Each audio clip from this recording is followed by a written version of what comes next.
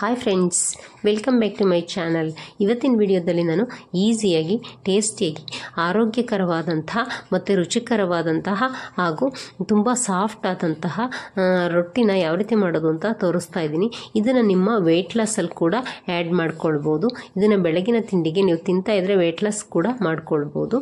ಬನ್ನಿ ಇದನ್ನು ಯಾವ ರೀತಿ ಮಾಡೋದು ಅಂತ ನೋಡೋಣ. ಇಲ್ಲಿ ನಾನು ಒಂದು ಬಾಟಲ್ ಗಾರ್ಡ್ನ ತೊಗೊಂಡಿದ್ದೀನಿ. ಅದನ್ನು ಸಿಪ್ಪೆನ ತೆಕ್ಕೊಳ್ತಾ ಇದ್ದೀನಿ. ಈ ರೀತಿ ಚೆನ್ನಾಗಿ ಎಲ್ಲ ಸಿಪ್ಪೆನ ತೆಕ್ಕೊಂಡು ನಾವು ಇಟ್ಕೋಬೇಕಾಗತ್ತೆ. ಈ ಸಿಪ್ಪೆನ ಕೂಡ ನಾನು ವೇಸ್ಟ್ ಮಾಡೋದಿಲ್ಲ. ಇದನ್ನು ನೆಕ್ಸ್ಟ್ ವಿಡಿಯೋದಲ್ಲಿ ನಾನು ಚಟ್ನಿನ ಮಾಡಿ ವಿಡಿಯೋನ ಹಾಕ್ತೀನಿ, ಮಿಸ್ ಮಾಡದೆ ನೋಡಿ. ಈಗ ಈ ಬಾಟಲ್ ಗಾರ್ಡ್ನ ಚೆನ್ನಾಗಿ ಎಲ್ಲವನ್ನು ಕೂಡ ತುರ್ಕೊಳ್ತಾ ಇದ್ದೀನಿ. ಈ ರೀತಿಯಾಗಿ ನಾವು ಸಣ್ಣದಾಗಿ ತುರ್ಕೊಳ್ಬೇಕಾಗತ್ತೆ. ಇಷ್ಟಾದರೆ ಸಾಕು. ಈಗ ಅದಕ್ಕೆ ನಾನು ಒಂದು ಕುಟಾಣಿ ಕಲ್ಲನ್ನ ತೊಗೊಂಡು ಅದಕ್ಕೆ 2 ಹಸಿಮೆಣಸಿನ್ಕಾಯಿನ ಈ ರೀತಿ ಮುರಿದು ಹಾಕ್ಕೊಂಡು ಅದನ್ನು ಚೆನ್ನಾಗಿ ಕ್ರಷ್ ಮಾಡ್ಕೊಳ್ತಾ ಇದ್ದೀನಿ. ಅಂದರೆ ಅದನ್ನು ಕುಟ್ಕೊಳ್ತಾ ಇದ್ದೀನಿ. ಅದು ಸ್ವಲ್ಪ ತರಿತರಿಯಾಗಿ ಕುಟ್ಕೊಂಡ್ರೆ ಸಾಕು. ನೋಡಿ, ಈ ರೀತಿಯಾಗಿದ್ದರೆ ಸಾಕಾಗುತ್ತೆ. ನೀವು ಬೇಕು ಅಂದರೆ ಮಿಕ್ಸಿ ಜಾರ್ ಕೂಡ ಹಾಕ್ಕೊಳ್ಬೋದು. ಈಗ ಇಲ್ಲಿ ನಾನು ಸಣ್ಣ ಈರುಳ್ಳಿನ ತೊಗೊಂಡಿದ್ದೀನಿ. ಸಾಂಬಾರು ಈರುಳ್ಳಿ, ನಾಟಿ ಈರುಳ್ಳಿ ಅಂತಾರೆ ನೋಡಿ, ಅದನ್ನು ತೊಗೊಂಡು ಇದನ್ನು ಕೂಡ ನಾನು ಅದೇ ಕಲ್ಲೊಳಗಡೆ ಹಾಕ್ಕೊಂಡು ಈ ರೀತಿ ಕುಟ್ಕೊಳ್ತಾ ಇದ್ದೀನಿ. ನೀವು ಇವೆಲ್ಲವನ್ನು ಕೂಡ ಮಿಕ್ಸಿ ಜಾರ್ಗೆ ಕೂಡ ಹಾಕ್ಕೊಂಡು ಮಾಡ್ಕೊಳ್ಬೋದು. ಈ ಕಲ್ಲಲ್ಲಿ ಕುಟ್ಕೊಂಡ್ರೆ ಟೇಸ್ಟು ಚೆನ್ನಾಗಿರುತ್ತೆ ಅಂತ ನಾನು ಈ ರೀತಿ ಮಾಡ್ಕೊಳ್ತಾ ಇದ್ದೀನಿ. ಈಗ ಅದನ್ನು ನಾವು ಬಾಟಲ್ ಗಾರ್ಡ್ನ ತುರಿದು ಹಾಕ್ಕೊಂಡಿದ್ವಲ್ಲ, ಅದರೊಳಗಡೆ ಈ ಮಸಾಲೆನ ಹಾಕ್ಕೊಳ್ತಾ ಇದ್ದೀನಿ. ಈಗ ಒಂದು ಅರ್ಧ ಸ್ಪೂನಷ್ಟು ಜೀರಿಗೆನ ಕೂಡ ಈ ರೀತಿ ಕೈಯಿಂದ ಉಜ್ಜಿ ಹಾಕ್ಕೊಂಡಿದ್ದೀನಿ. ಹಾಗೆಯೇ ಸ್ವಲ್ಪ ಕೊತ್ತಂಬರಿ ಸೊಪ್ಪನ್ನ ಕಟ್ ಮಾಡಿ ಇಟ್ಕೊಂಡಿದ್ದೆ ಚಿಕ್ಕದಾಗಿ, ಅದನ್ನು ಕೂಡ ಹಾಕಿದ್ದೀನಿ. ಈಗ ಇಲ್ಲಿ 1.5 ಕಪ್ಪಷ್ಟು ಅಕ್ಕಿ ಹಿಟ್ಟನ್ನು ಹಾಕ್ಕೊಳ್ತಾ ಇದ್ದೀನಿ. ನೀವು ನಿಮ್ಮ ಅಳತೆಗೆ ಎಷ್ಟು ಬೇಕೋ ಅಷ್ಟನ್ನು ಹಾಕ್ಕೊಳ್ಬೋದು. ಮತ್ತು ರುಚಿಗೆ ತಕ್ಕಷ್ಟು ಉಪ್ಪನ್ನು ಹಾಕಿ ಚೆನ್ನಾಗಿ ಈ ರೀತಿ ಮಿಕ್ಸ್ ಮಾಡ್ಕೊಳ್ತಾ ಇದ್ದೀನಿ. ನಾವು ಮೊದಲನೇ ಇದಕ್ಕೆ ನೀರು ಹಾಕೋದು ಬೇಡ, ಹಾಗೆಯೇ ಇದನ್ನು ಚೆನ್ನಾಗಿ ಈ ರೀತಿ ಮಿಕ್ಸ್ ಮಾಡ್ಕೊಳ್ಬೇಕು.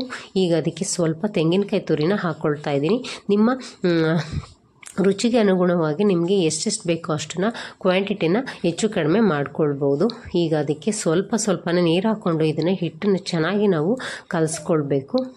ಇದಕ್ಕೆ ನಾನು ಮಾಮೂಲಿಯಾಗಿ ತಣ್ಣೀರನ್ನೇ ಉಪಯೋಗಿಸ್ತಾ ಇದ್ದೀನಿ, ತಣ್ಣಗಿರೋ ನೀರನ್ನೇ. ಇದಕ್ಕೇನು ಬಿಸಿ ನೀರು ಹಾಕುವಂತಹ ಅವಶ್ಯಕತೆ ಇರೋದಿಲ್ಲ. ಹಿಟ್ಟು ಸ್ವಲ್ಪ ಸಾಫ್ಟಾಗಿ ತೆಳುವಾಗೇ ಇರಬೇಕಾಗತ್ತೆ. ಈಗ ನಾನು ಹಿಟ್ಟನ್ನು ರೆಡಿ ಮಾಡಿದ ನಂತರ ಇಲ್ಲಿ ಒಂದು ಬಟರ್ ಪೇಪರ್ಗೆ ಎಣ್ಣೆನ ಸವರ್ಕೊಂಡು ಅದರ ಮೇಲೆ ಈ ರೊಟ್ಟಿಗಳನ್ನ ತಟ್ಕೊಳ್ತಾ ಇದ್ದೀನಿ. ಹಿಟ್ಟು ಸ್ವಲ್ಪ ತೆಳುವಾಗೇ ಇದ್ದರೆ ರೊಟ್ಟಿನ ತಟ್ಟಲಿಕ್ಕೆ ಈಸಿ ಆಗುತ್ತೆ. ನಾವು ಬಟರ್ ಪೇಪರ್ನ ಉಪಯೋಗಿಸಿರೋದ್ರಿಂದ ನಾವು ಹಾಗೇ ಎತ್ತಿ ಹಾಕ್ಕೊಳ್ಬೋದು. ಈ ರೀತಿ ತೊಟ್ಟಲಿಕ್ಕೆ ಬರಲಿಲ್ಲ ಅಂತಂದಾಗ ಸ್ವಲ್ಪ ಕೈಗೆ ಅಂಟ್ತಾ ಇದೆ ಅಂತಂದರೆ ಈ ರೀತಿ ನೀರನ್ನ ಒದ್ದೆ ಮಾಡಿಕೊಂಡು ಕೈನ ನಾವು ಅದನ್ನು ತಟ್ಕೊಳ್ಬೇಕು. ಈಗ ರೊಟ್ಟಿನೆಲ್ಲ ತಟ್ಟಿ ಆದ ನಂತರ ನಾನಲ್ಲಿ ಒಂದು ಹೆಂಚನ್ನ ಬಿಸಿ ಮಾಡಲಿಕ್ಕೆ ಇಟ್ಕೊಂಡಿದ್ದೀನಿ. ಹೆಂಚು ಕೂಡ ಚೆನ್ನಾಗಿ ಬಿಸಿ ಆದ ನಂತರ ಅದ್ರ ಮೇಲೆ ಸ್ವಲ್ಪ ಎಣ್ಣೆನ ಹಾಕ್ಕೊಂಡು ಈಗ ರೊಟ್ಟಿನ ಹಾಕ್ಕೊಳ್ತಾ ಇದ್ದೀನಿ. ಈ ರೀತಿ ಹಾಕಿ ಅದನ್ನು ಸ್ವಲ್ಪ ಪ್ರೆಸ್ ಮಾಡಬೇಕು. ಈ ರೀತಿಯಾಗಿ ಈಗ ಅದು ಹೆಂಚಿಗೆ ಅಂಟ್ಕೊಂಡಿದೆ ಅಂದಮೇಲೆ ನಾವು ಬಟರ್ ಪೇಪರ್ನ ಈ ರೀತಿ ತೆಕ್ಕೋಬೇಕಾಗತ್ತೆ. ತೆಕ್ಕೊಂಡು ನಾವು ಒಂದು 2 ನಿಮಿಷ ಬೇಯಿಸ್ಕೊಂಡ್ರೆ ಈ ರೀತಿಯಾಗಿ ಅದು ಚೆನ್ನಾಗಿ ಬೆಂದಿರುತ್ತೆ.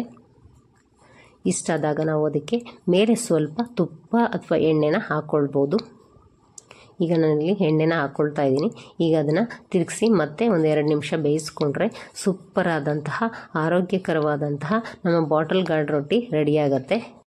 ಇದುವರೆಗೂ ವಿಡಿಯೋ ನೋಡಿದರೆ ರೆಸಿಪಿ ಇಷ್ಟ ಆದರೆ ಒಂದು ಲೈಕ್ ಕೊಡೋದನ್ನು ಮರಿಬೇಡಿ. ಹಾಗೆ ಸಬ್ಸ್ಕ್ರೈಬ್ ಕೂಡ ಮಾಡ್ಕೊಳ್ಳಿ. ನೀವು ನಮ್ಮ ಚಾನಲ್ನ ಸಬ್ಸ್ಕ್ರೈಬ್ ಮಾಡ್ಕೊಳ್ಳೋದ್ರಿಂದ ನಾನು ಹಾಕ್ತಕ್ಕಂತಹ ಹೊಸ ವಿಡಿಯೋಗಳು ಮತ್ತು ಈಸಿ ರೆಸಿಪಿಗಳು ಹಾಗೂ ಹೆಲ್ತಿ ರೆಸಿಪಿಗಳನ್ನ ನೀವೇ ಮೊದಲು ನೋಡ್ಬೋದು. ನೋಡಿ, ಈಗ ಇದನ್ನು ಮುದ್ರಿ ಕೂಡ ತೋರಿಸ್ತಾ ಇದ್ದೀನಿ ಎಷ್ಟು ಸಾಫ್ಟಾಗಿ ಬಂದಿದೆ ಅಂತ. ಇದನ್ನು ನಾನು ಚಟ್ನಿ ಪುಡಿ ಜೊತೆ ಸರ್ವ್ ಮಾಡ್ತಾ ಇದ್ದೀನಿ. ಇದಕ್ಕೆ ಮಸಾಲೆನ ಹಾಕಿರೋದ್ರಿಂದ ಹಾಗೆ ಕೂಡ ತಿನ್ಬೋದು. ತುಂಬಾ ಟೇಸ್ಟಿಯಾಗಿರುತ್ತೆ.